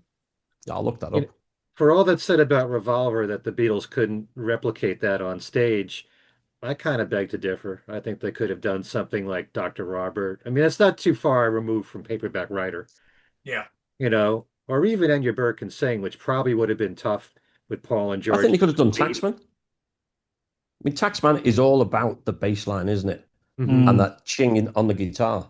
I think the only difficulty there might be that didn't Paul play the lead guitar solo on Taxman well. because George couldn't play it. So yeah, they might have had some artistic difficulties with replicating that on stage, maybe. Yeah, now that you mention it, he played the bass on Enya Burke Can Sing, so he couldn't do the lead guitar with George on Enya Burke. So scrap that. But Dr. Robert, they could have done. Yep. I think so. There's quite a lot of that album. I think they could play live. I wonder how many of those songs Paul's played live actually. Well, they could certainly have done Here, There, the likes of Here, Here, There, and Everywhere. Yeah. What was that, Ken? I'm saying they could certainly have done the likes of Here, There, and Everywhere. As the sort of slower ballady type songs would have not posed any great difficulties, I don't think. Good Yeah. Day Sunshine. That would have been fantastic live. He's done Got to Get You Into My Life many times. Mm. Yeah. He did fix. Oh no, not fix. He did for He's done no Here, There, and Everywhere no. several Here, there, times. and One everywhere. tour for no Yeah, one. the submarine. What's Yeah. that? He did Yellow Yeah, Submarine. yeah. I guess there's probably quite a lot of that album that he's Yeah. he's played live. Yeah. He just did the chorus of Yellow Submarine Mm. live. But I think all the 5 songs that are McCartney songs he's done live. Yeah. Yeah. The other thing about Revolver maybe there's still you still have this sense of Lennon McCartney working as a team. Maybe not quite as much as they were in the early days, but you've still got a sense of that there was a partnership. By the time it gets to Pepper, you can tell that it was. I mean, the idea of Pepper being a concept album was laughable. It's a long way from The Lamb Lies Down on Broadway or The Wall. I mean, it just isn't. You know, it may have started. It may have been an interesting conversation, but it never went anywhere. So the songs stand alone in their merit, on their own, Yeah. on their own 2 feet. There's no merit. There's no concept whatsoever. But you can tell maybe that by Sergeant Pepper there's a clear separation setting in terms of the approach to the songs, and you know I think that I think historically you could maybe look at Pepper as the time where paths begin to diverge slightly. Well, really, if you follow what Paul has said, with little help from my friends, they wrote together, John and Paul. Paul said he contributed some words to Lucy in the Sky with Diamonds, like Yeah, Paper Taxis. John wrote a part of Getting Better. I used to be cruel to my woman. That part was Yeah. John. And It Can't Get No Worse. Paul has Yeah. said that 1 billion times about John. And She's Leaving Home. John wrote the counter melody. Yeah. So there was a lot of the two of them writing together then. And Paul even said he helped to pull the words from the poster, the circus poster for being for the benefit of Mr. Kite. So they worked together quite a bit, I think, on Sergeant Pepper. But I think that John resented the fact that Paul got so much credit for Sergeant Pepper that he downplays it. Could well be. All right, so before we go, you guys want to tell the folks watching what you've been up to, what current plans you have, new projects? Oh, David, as long as I got your book here, you can tell us what this book is about. And I'm hoping that you'll be on this channel maybe in a week to talk about this. Yeah. If you're free. Yeah. Okay. Absolutely. What if? Yes, the Beatles, What If, started when I was working on Liverpool 20 years ago. And I realized that the only reason John and Paul met was because they had a mutual friend in Ivan Vaughan. If it wasn't for Ivan, no John and Paul, no Beatles. And that blew my mind when I was working on it. And I started making a list of all those times in Beatles history where things could have changed. And so my friend Andrew and I were talking at a fest in New Jersey a number of years ago. And we just started bouncing these off each other and said, I've had this list for years. And by the end of the conversation, we'd agreed we were going to do this book. So what we got down to is we've picked 70 key moments in Beatles history where things could have changed. Mm-hmm. Now, it didn't always mean that would be the end of the band. So we've got 4 different scenarios. It could have, something different could have happened, but the outcome was still the same. It could have been the end of the Beatles. It could have been, oh, they got away with that one. So we looked at these different ways. So we just, quick synopsis of this is what did happen. This is what could have happened. And this is what we contend is this could have been the outcome. And to lead into other projects that I'm doing, one of them within this was the importance of Hamburg. So just finished a documentary called No Hamburg, No Beatles. And that's coming to American screens very, very soon on TV. We've just agreed that deal. I think it's still on Amazon in the UK for Adrian and Ken. And while we were making that documentary, I said, I think this would make a great play because you'd have a fabulous story and a great rock and roll soundtrack. So on Friday night in Liverpool at the Epstein Theatre is the world premiere of, as Ken well knows, they call it Shake It Up Baby. And we've got a great cast, fantastic actors, great local script writer. It's funny, it's brilliant. It just tells that that 2 year period of the Beatles becoming the Beatles. Right. And so that's one of those key things in the What If book was sort of, if they don't go to Hamburg, they don't become the Beatles. How long is its run? It's on for 2 weeks. Okay. Are there Um, any plans beyond that? well, yeah. So we've been talking with people down in London who are going to come up and see it, and then hopefully we'll be able to get it down to London for a much longer run. Okay. Is but it the new it's John Paul, George, Ringo, and Bert? Then is that what you're telling us? definitely not. Bert doesn't make any appearance. But it showcases we've taken Alan Williams as the narrator for the story. But again, it brings in the importance of Lord Woodbine as Alan's business manager and mentor, who often gets overlooked. And just the importance of these kids who, when they end up going to Hamburg, have been Silver Beatles and Beatles for 3 months and are rubbish. And then they come back 4 months later as the greatest rock band anybody's ever seen, and how that propels them through to becoming famous. So it's a great show. I cannot wait to see. I've seen the stuff from the rehearsals. We've got a great cast.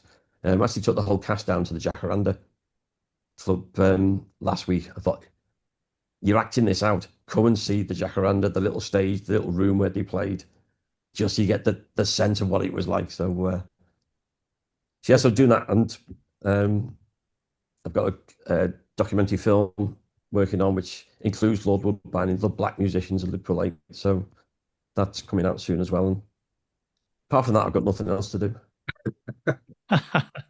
Need an assistant? Only one. The movie you talked about, No Hamburg, No Beatles, you said will be on American television when? The deal's been signed. We were just talking about some of the promo artwork this week.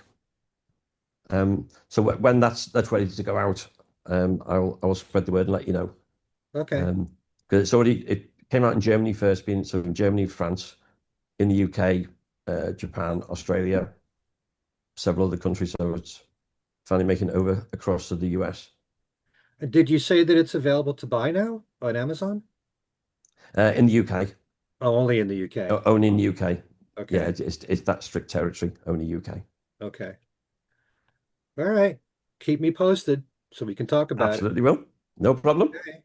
And you'll have to make sure that Shake It Up Baby continues in England. So by the time I visit, finally, Yeah. just Oh, well, tell them to hold on. Just wait for me. We'll do that for you. All right. Very good. And again, latest book right here. You'll find The out who Beatles, this What If? guy is. Yeah. Most important thing, since it's on everyone's mind. Yeah, it's a great story. Great story. Also looks like Andrew Dice Clay. It looks like Anyway, a lot of people. Adrian, you can tell everyone how far along are you on volume 3? That's a very good question. Yeah. How far along are we, Ken? You tell me. Yeah, no, Alan and I are currently working on volume 3, which is probably going to be the green one to go with the red and the blue one. And that's going to cover all of the 1980s, and with probably a definitive cut-off point at some point in 1989. Yeah, and what a fantastic period to document. You know, if you thought the 70s were interesting, you know, the 80s, you know, the Macca solo story. It's just another kind of very exciting period to delve into for Alan and I, and we've got an awful lot of stuff to report that you won't have read before. So yeah, we're really excited to get that out there. Yeah, in my spare time, I've been doing some consultancy work on a couple of docs, including the Man on the Run film that's coming out in February from Morgan Neville and his team. That's going to be coming to Amazon in February. And in the meantime, I've been filling my schedule and paying my mortgage by making daytime television for folk back here in England for Channel 4. Okay. Good man. Yeah, but yeah, like I say, we're really excited to to get volume 3 in people's hands, but we're not going to give you any firm release date just yet. It's a big old beast to wrestle to the ground for even for two of us. So, but yeah, really exciting. Great. Just make sure it's not out when the London Town Back to the Egg box set comes out, because I may not be able to read the book then. Well, it's funny, isn't it? Like every time Alan and I do something, Paul seems to respond with his own kind of projects. Like we write 2 books about the history of Wings, which are 1,500, 1,500 pages, however long we've got in those 2 volumes. So Paul decides to bring out his own book at the end of this year, The Definitive History of Wings, which Of course. obviously everybody who owns the McCartney legacy already has. And, well said. I wish you guys got yours in first. And than doing all that work, and then if he came out before you, so. I tell you, when we signed our book deal, and then we went to meet our editor for the very first time in February 2020. I remember it well because it was about 6 weeks before the whole world went into lockdown. Yeah. And she says, I've got some bad news for you guys. Paul's been working on a book of his own, and you could see the sort of sweat beads starting to run down Alan and I's foreheads. But that turned out to be the lyrics, which obviously covered all of Paul's musical catalogue, for Beatles and solo. So yeah, that was quite a relief. But yeah, it'd be interesting to read the Wings book that's coming out in November. I'm not going to knock it until I've read it, but I gather it's made up of predominantly interviews that have been done by Morgan Neville and his team for the Man on the Run film. So you'll be reading things in the book that also appear in the film, and then other things that didn't make the film as well, sort of extensions of those interviews. And they got to speak to a few people that we didn't speak to at length. So there should be some cool stuff in there. But obviously, if you're going to buy a book, buy ours as well, Of course. Since you were involved with Men on the Run, have you seen the full video of it, the full film? I wasn't allowed to see it until after the festival. And I've got to make very clear that I had no editorial input in the film. In terms of I couldn't tell Paul, that's not right and that's not right. I just gave my advice. That was my strict role in the production. But yeah, I was working with them throughout the whole period of production, helping with preparation for interviews with Paul and things like that, and advising on story threads. And yeah, for me it was like a dream come true. When I first met with Morgan, he didn't realize that I had a background in documentary filmmaking. The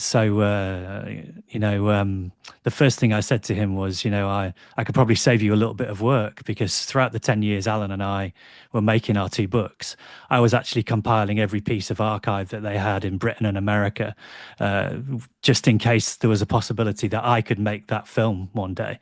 And when it turned out that Morgan was making it, I just said, well, I've compiled all this archive, you may as well have it. And I gave him and his team a hard drive with all of this kind of, very well detailed archive clips and where to find them, and probably gave them a big boost in their pre-production.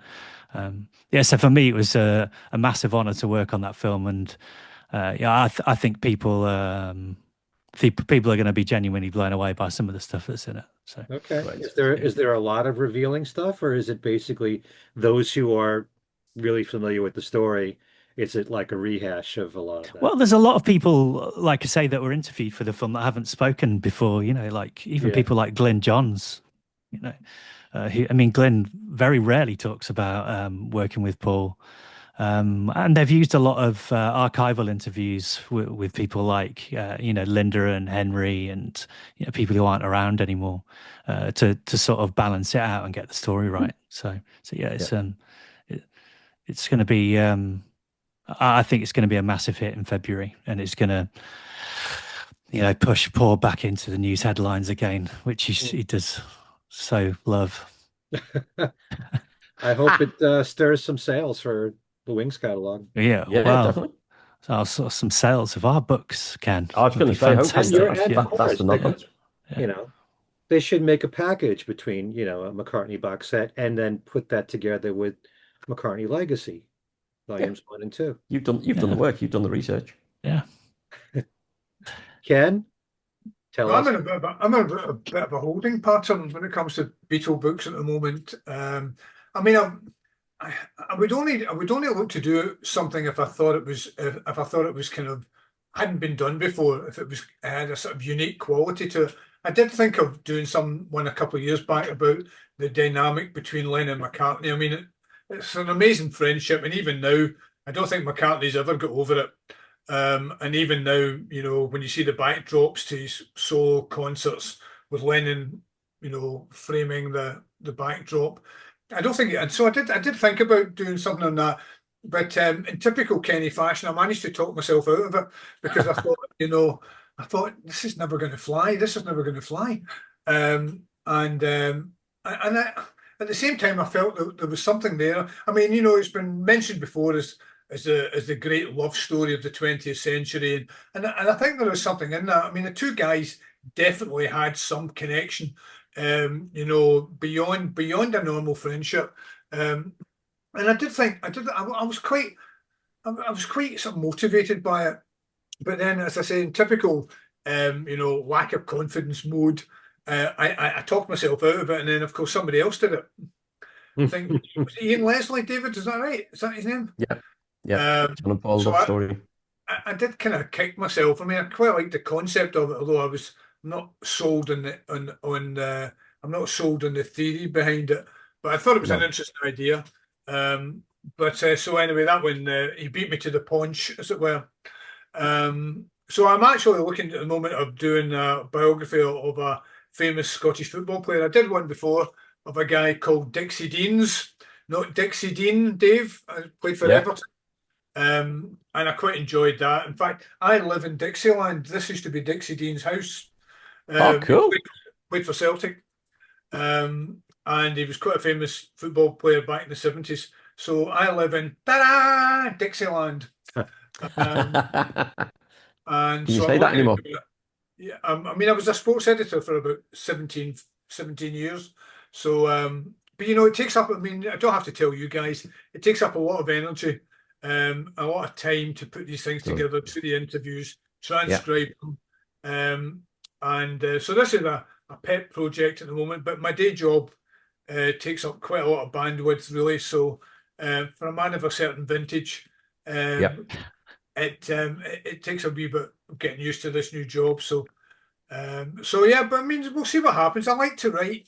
I did a thing a couple of weeks ago, interestingly enough, with Philip Norman, of all people. It was a book festival in the south of Scotland, and I had appeared at it a year ago, but this time I was the one who was interviewing him. And he was quite interesting. But we touched on his Epstein biography, which he's got coming out next year. And I'm sure it'll be good up to a point.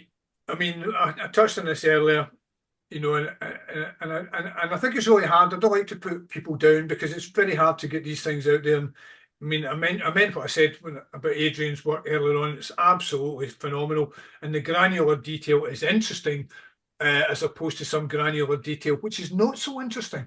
And I just wonder, Brian Epstein died, 48 years ago? I'm just wondering what you can say that's really going to be that, it's a niche subject, but what can you really say? I mean, as I say, people work hard and that's his life, and good luck to him. And I'm sure he'll get his feature in the Daily Mail, his serialisation in the Daily Mail. But I just wonder how much more there is to be told. That's new. It's new. Yeah. I mean, everybody knows Brian's story. I mean, what the important stuff.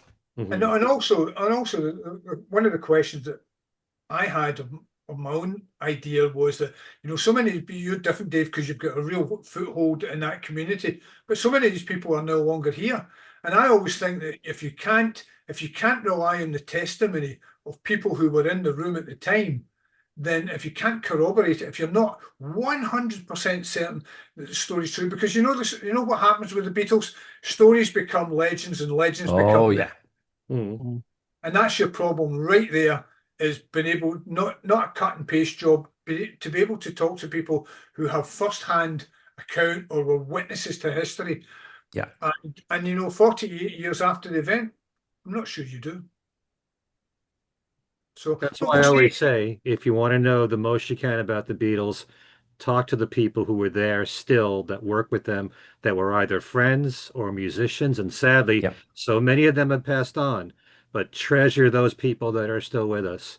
When you definitely. Yeah. go to the fest and you see a Billy J. Kramer there, or you see a Peter Asher there, or members of Wings there, the few that are left, Yeah. you know, um, talk to Billy them. J. No Billy J. more than what's that? I was going to say Billy J. Kramer's a good example. I managed to track him down because I thought I can't rely on, and people's memories are fogged by time. So he's a good example of speaking to somebody, say, look, is this correct? And he says, no, it's rubbish. Or about, McCartney's 21st birthday party, or what went down. And, I think you have to rely on the people who are still here. But, that number's diminishing, obviously, Yeah. by the year. I know. Hold on to them while we can. Yeah. All right, guys, this has been absolutely phenomenal having the three of you here together, and I hope you enjoyed these Oh, great fun. comparisons, okay, and getting your own perspectives on them. If you want to get in touch with any of my guests here, I'll make sure that in the description box you'll be able to see their websites, whatever they want to send me, emails, Facebook pages, whatever. And so thank you, David, Adrian, and Ken, for doing this. Thanks to all of you for watching. Thanks to all my subscribers, and hopefully we'll do another Beatles preferences show soon. And we'll stay in touch with these three guys. And hopefully David will be on pretty soon to talk Yep. about that book right behind him. What if? Thanks so much for watching. No We'll see you problem. again real soon. Thank you all.